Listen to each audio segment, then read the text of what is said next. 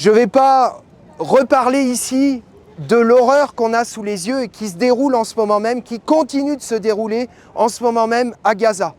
De cette population palestinienne qui est chassée de sa terre, de cette population palestinienne qui est méthodiquement affamée et bombardée jour et nuit dans cette toute petite enclave où plus d'1 million d'habitants est entassé de force. Vous connaissez tous, on a tous les mêmes informations, même si on doit déplorer qu'ici, en France, ces informations sont systématiquement filtrées. Vous avez vu que cette semaine, la Cour pénale internationale, le procureur de la Cour pénale internationale a requis contre Netanyahou et contre son ministre de la Défense un mandat d'arrêt international. On est toujours en attente de la décision de la Cour pénale internationale. Vendredi dernier, on a pris connaissance de la décision de la Cour internationale de justice. Deuxième décision en quelques mois.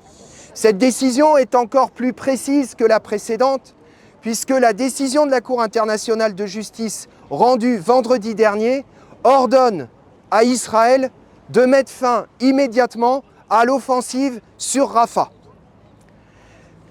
En ce qui me concerne, je dois le dire, moi, ces institutions internationales, ça n'a pas toujours été mon fort. Je crois d'ailleurs que le peuple palestinien est malheureusement bien placé pour savoir ce qu'il en est de ces institutions internationales et de leur efficacité quand il s'agit de le défendre. Il n'en reste pas moins que c'est la première fois que des institutions internationales, s'agissant du peuple palestinien, vont aussi loin, y compris en disant, et j'avoue que là, je suis un peu tombé de ma chaise, quand j'ai vu que la Cour internationale de justice avait ordonné à Israël de mettre fin immédiatement à son offensive sur Rafah. On voit bien que l'État d'Israël n'en tient absolument aucun compte et qu'il continue à massacrer et qu'il continue à trucider les Palestiniens, les femmes, les hommes, les enfants, sans aucune distinction.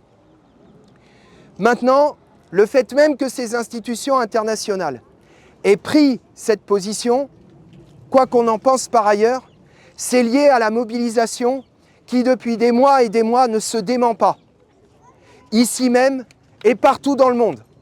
Alors cette mobilisation, elle doit continuer et elle doit s'amplifier, parce que c'est par la mobilisation de la population qu'on pourra faire reculer, c'est les gens par leur mobilisation qui pourront faire reculer les gouvernements. Vous avez une fois de plus scandé, à juste titre, le slogan « Israël assassin », Macron complice. Oui, il faut le dire.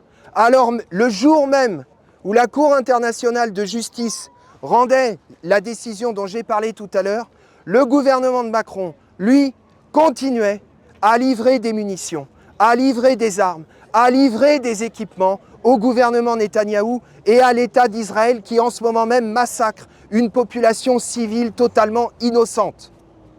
C'est ça qui est en train de se passer.